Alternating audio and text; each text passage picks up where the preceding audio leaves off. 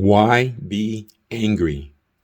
You can settle most any disagreement you have with the one you love in just minutes with the cards in the YBAngry game.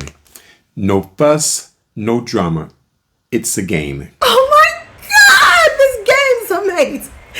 Let's pick another topic. If one of you can count to 14, then both of you can understand exactly what the other person is trying to say and how they really feel. Issue resolved. Yay. So we won. Big or small disagreements are settled in just minutes without all the stress. For example, should she initiate sex more often?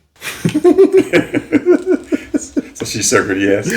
She circled yes. Should he clean the bathroom? So I said this is the first time,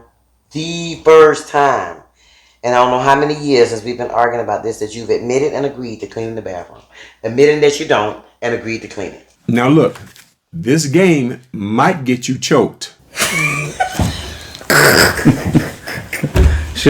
And it is not. Now look, fellas, if your woman is choking you and she is not letting go, get out. The game is over. But if she does let go, and they usually do, please like and subscribe to this channel. Share this video and help other couples stay together one issue at a time. And get your free shipping by clicking on the link in the description. Yeah, what's next? What, can I go to 14?